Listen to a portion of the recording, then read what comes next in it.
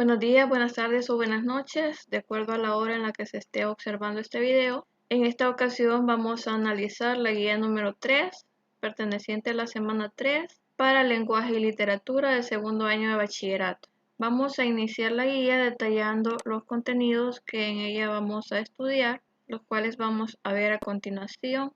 Los tenemos por acá.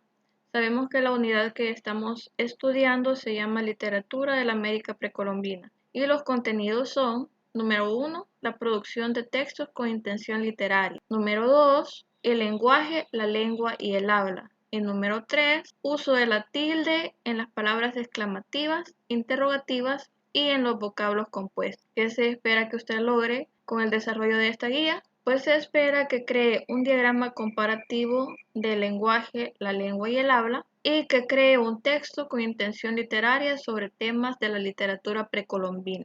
Vamos a la actividad número 1, en la cual se va a hacer un repaso acerca de esos temas ya mencionados, los temas de la literatura precolombina. ¿Qué se le pide en la actividad 1?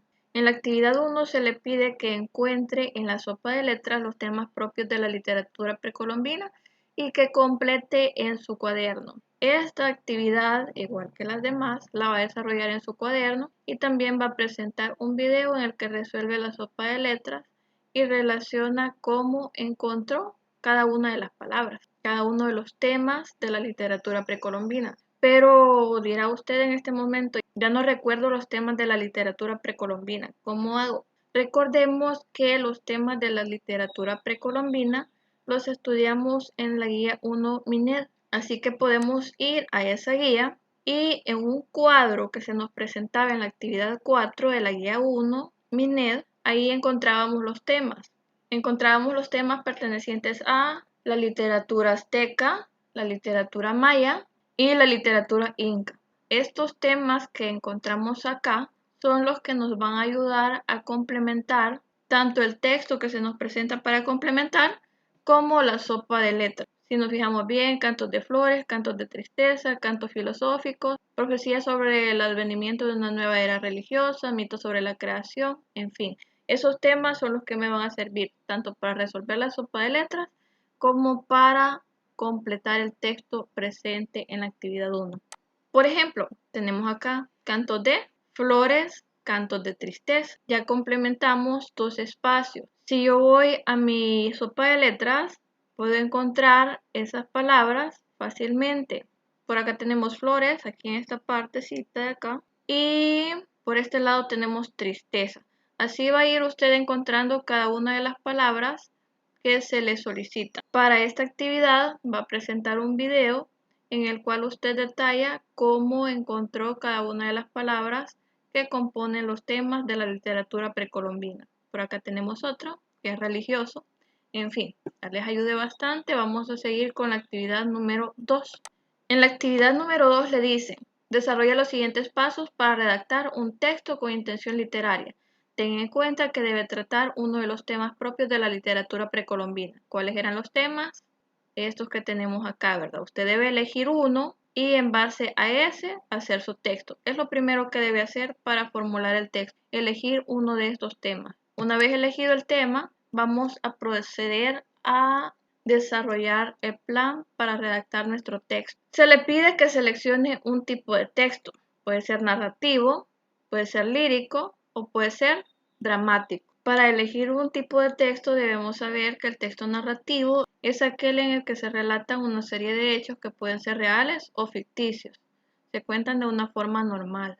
El texto lírico es aquel que presenta un desborde de emociones, de pasión, de musicalidad, en fin. Luego tenemos el texto dramático, en el cual también se presenta un desborde de emociones y generalmente muestra un conflicto. Sabido eso, podemos seleccionar uno de los tres tipos de texto para redactar nuestro propio texto. Luego debemos elaborar el plan de redacción del texto seleccionado. Usted ya seleccionó un tipo de texto, ahora viene la acción de redactarlo. Pero para redactarlo debe seguir ciertos pasos que se le presentan a continuación y que usted debe ir cumpliendo. Primero se le dice que debe seleccionar un tema. Acá le menciona los tipos de la literatura precolombina, que usted decide si el texto tratará sobre flores, sobre tristeza, la creación del mundo, el venimiento de una nueva era.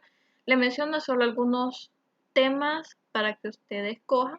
Usted se puede ir al cuadrito nuevamente, este que tenemos acá, y elegir de acá. Entonces debe elegir uno de esos temas, considerando siempre no salirse del requerimiento, del requisito de que ese tema debe ser un tema de la literatura precolombina. Luego, hecho eso, elegido el tema, usted debe decidir la audiencia y propósito de su texto. Es decir, debe especificar, debe dar detalle a qué tipo de personas va dirigido su texto y qué intención comunicativa tiene. Dentro de esto va a especificar si su texto va dirigido a jóvenes, si va dirigido a niños, si va dirigido a personas mayores, si va dirigido a amas de casa, por decir algo, o si va dirigido a todo público. Va a depender del contenido de su texto por el tipo de público al cual vaya dirigido. Luego, la intención comunicativa o propósito. ¿Qué lección pretende dejar usted a partir del texto? ¿Qué pretende enseñar? ¿Qué pretende comunicar? Después de seleccionar la audiencia y el propósito del texto, va a pasar a decidir la estructura interna y externa de su texto. Acá usted va a definir la cantidad y tipo de estrofas que va a llevar, el número de actos que va a tener, las escenas que va a contener, si hará uso lineal del tiempo o no. Dicho esto en palabras sencillas, usted va a decidir qué tan largo va a ser su texto, por cuántas partes va a ir compuesto, qué tipo de parte va a tener ese texto y va a establecer también si lo va a contar en orden o no lo va a contar en orden del tiempo. Si te lo cuenta en orden del tiempo, significa que va a ir relatando de lo primero que sucedió hacia adelante. Si no lo relata en orden, quiere decir que posiblemente va a empezar por un hecho que sucedió a media historia y después va a regresar y va a contar el principio y así va a ir haciendo saltos de tiempo. Es opción suya si lo hace de la forma normal, que es siguiendo el orden lineal, contando desde el principio para el final, o si decide hacerlo con saltos de tiempo, que sería contarlo en desorden cronológico, no respetar el orden en el que sucedieron los hechos. Cuando haya decidido esto, pasa al contenido. Dentro del contenido va a establecer lo que va a decir sobre el tema que seleccionó. En esta parte va a elaborar 3 o 4 oraciones. Si el texto es narrativo o dramático, se le pide que anote algunas características o roles de los personajes. En el contenido usted va a dar a conocer lo que va a decir sobre el tema que seleccionó. Se le pide en un principio unas 3 o 4 oraciones. Si el texto fuese narrativo o dramático, si usted hubiese elegido uno de estos dos tipos de texto, ya sea narrativo o sea dramático, se le pide que anote algunas características o roles de los personajes. Luego de esto, vamos a la parte de recursos literarios. Se le pide en esta parte, se le solicita en esta parte que usted haga uso de los recursos literarios y que puede hacer uso de los recursos literarios vistos en la guía anterior, que si recordamos era el asíndeto, que consistía en omitir conjunciones, la elipsis, que consiste en omitir palabras, y el seuma, que consiste en omitir palabras o frases. No les he dado una definición completa de las figuras literarias porque solo es para refrescar un poco la mente y pues ya las estudiamos en las guías anteriores, ¿verdad? Así que podemos ir a la guía anterior y decidir cuál vamos a usar en nuestro texto. Pueden usar una o dos para satisfacer esta solicitud que aquí se les hace. Continuamos. En el literal C de la actividad 2 se le pide ya que escriba su texto. Después de haber elegido el tema, establecido el contenido, detallado la estructura, haber elegido la figura literaria que vamos a usar, ahora sí se nos pide escribir el texto en nuestro cuaderno y se nos repite, ¿verdad?, que eso va a ser siguiendo los literales anteriores en los cuales se nos daban los lineamientos a seguir. Usted redacta su texto de acuerdo a los pasos que ya se le mostraron, que son los que acabamos de detallar, estos de acá: tema, tipo de audiencia al que va dirigido, la estructura, el contenido y los recursos literarios a usar, no sin tener en cuenta que usted eligió un tipo de texto, ya sea narrativo, lírico o dramático. Una vez usted haya escrito su texto, pasamos a la actividad 3. En la actividad 3 se le pide analizar el texto siguiente y que resuelva en su cuaderno.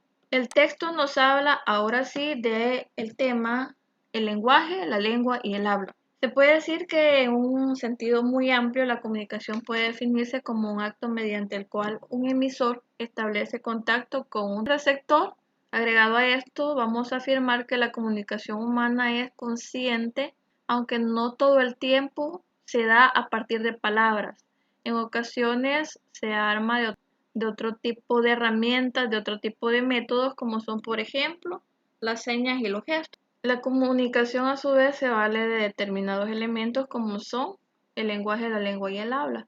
Vamos a entender el lenguaje como la capacidad intrínseca del ser humano para comunicarse.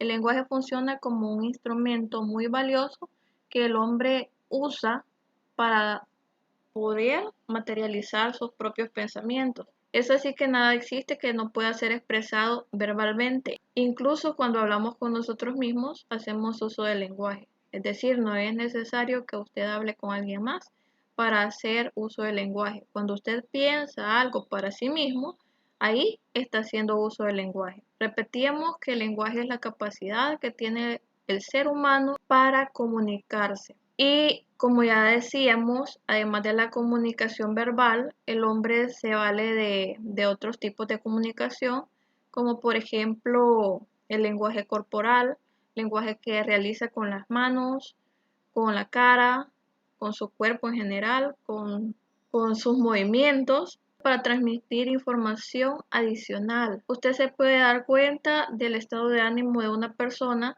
por sus movimientos, por sus gestos, por los movimientos de sus manos, en fin. Entonces, recapitulando, lenguaje es el instrumento que el hombre usa para materializar sus sentimientos. Muy bien hasta ahí. Y nada existe en el mundo que no pueda ser expresado verbalmente. Además de eso, mencionamos que el lenguaje no siempre va a ser verbal. A veces también se da o se manifiesta a través de gestos o expresiones que las personas hacen con su cara, con sus manos o con sus pies incluso. Usted puede dar cuenta, si es observador, qué tipo de emociones o estados de ánimo la persona le transmite al realizar estos gestos o movimientos ya mencionados. Luego tenemos la lengua, otro factor muy importante dentro de la comunicación, y lo vamos a entender como un conjunto de signos que se lleva a cabo en una comunidad específica en un contexto geográfico. Agregado a esto, podemos entender que la lengua es un sistema perfectamente estructurado en el que los elementos se oponen entre sí. Se dice que la lengua se complementa, pues para cada elemento existe un opuesto, como por ejemplo nos menciona acá el género masculino que tiene como opuesto al género femenino.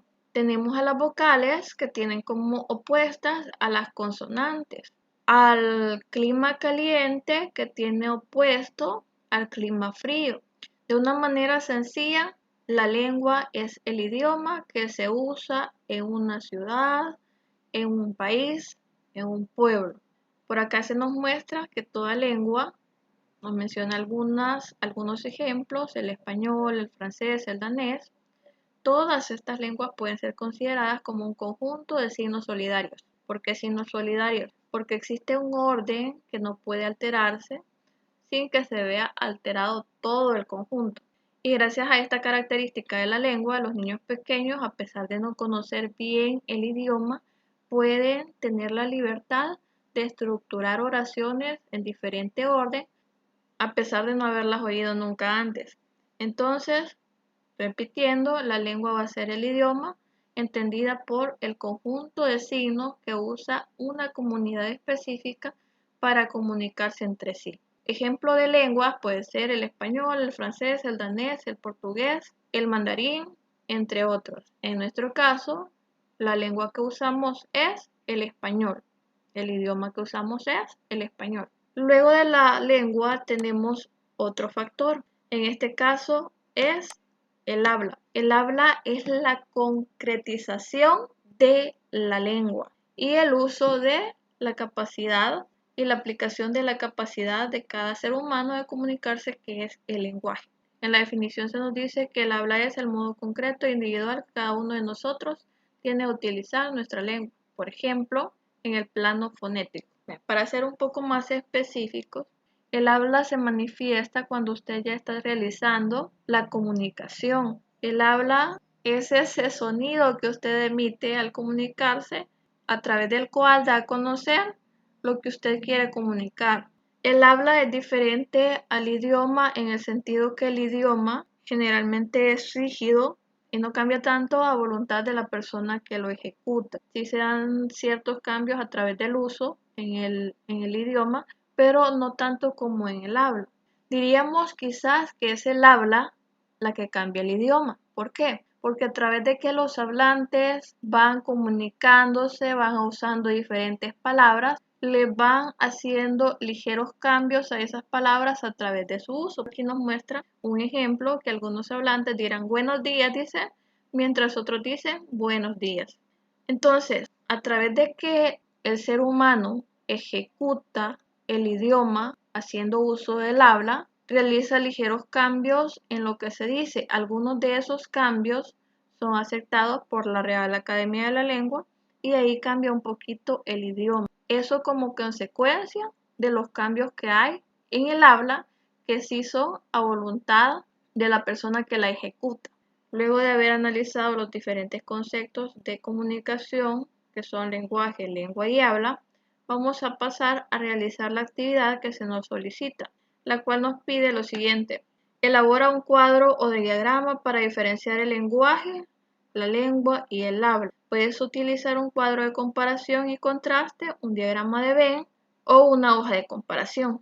En nuestro caso vamos a utilizar un cuadro relativamente normal, similar a este de acá, donde usted va a colocar como ejemplo lenguaje, lengua y habla. Y en esta parte va a colocar las características de cada uno para hacer dicha comparación. Regresamos a nuestra guía. Vamos a la actividad 4.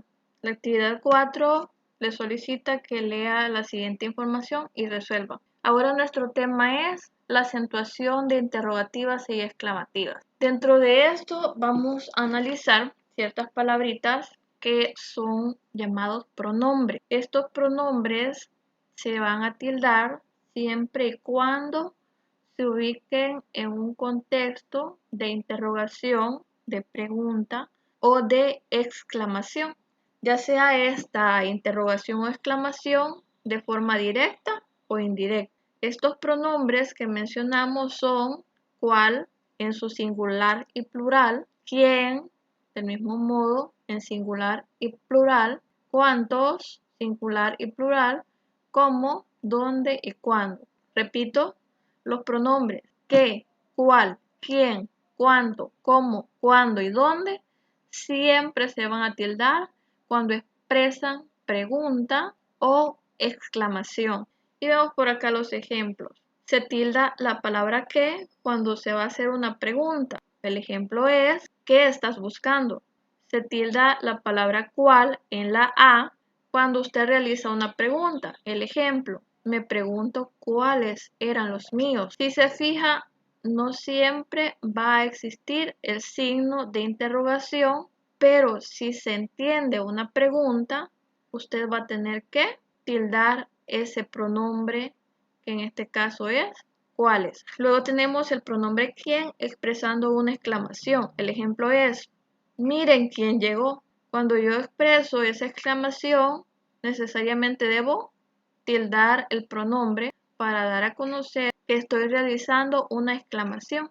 Lo vemos acá. Luego tenemos el pronombre cuántos. El ejemplo es, me sorprende cuánto sufre la gente. De nuevo vemos que no hay signos porque no es una exclamación en forma directa, pero como entendemos que hay la expresión de un sentimiento en esta oración, el pronombre cuántos debe ir necesariamente tildado.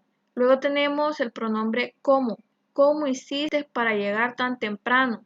Le están haciendo una pregunta en sentido directo y por ser una pregunta, nuestro pronombre cómo debe ir tildado. Luego tenemos cuándo. No recuerdo cuándo es el acto. Como no es una pregunta, en sentido directo, no hay signos de interrogación, pero se entiende una interrogación, por lo cual yo debo tildar mi pronombre. Luego tenemos ¿dónde? Vean dónde estaba.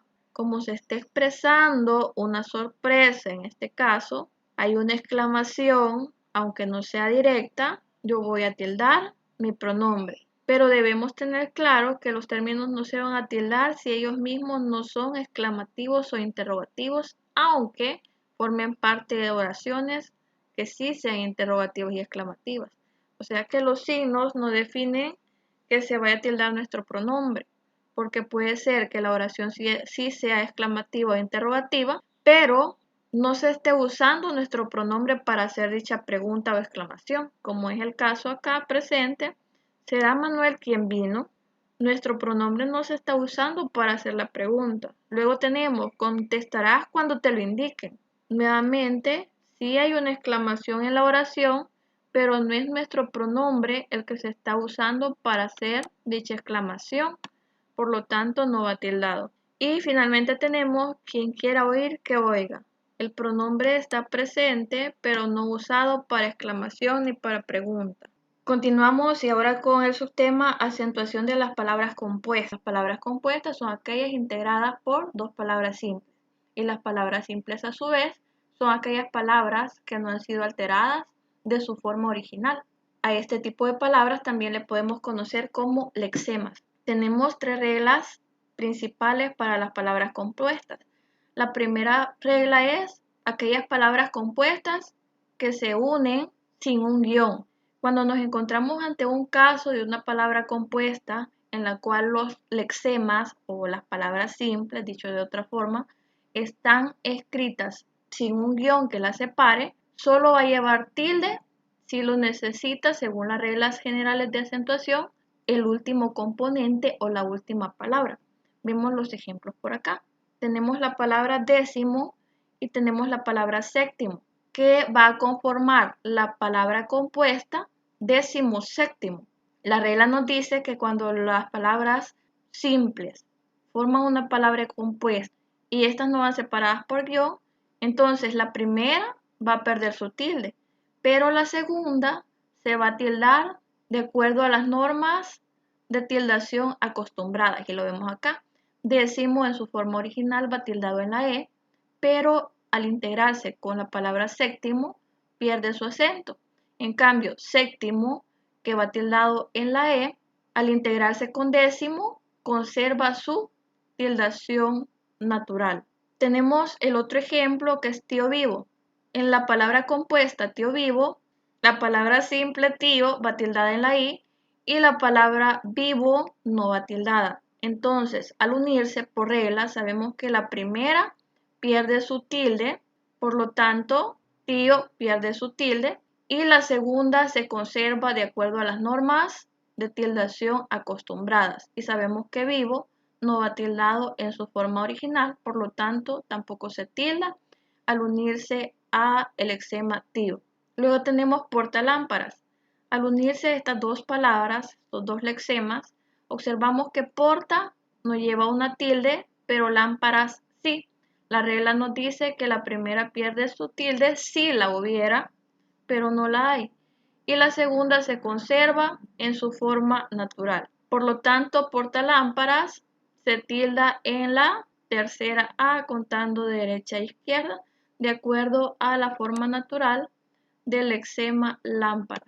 La siguiente regla es para aquellas palabras compuestas, pero que están divididas con un guión, están separadas con un guión. Este tipo de palabras es la unión de dos palabras simples, dos lexemas, pero se mantienen separadas por ese guión.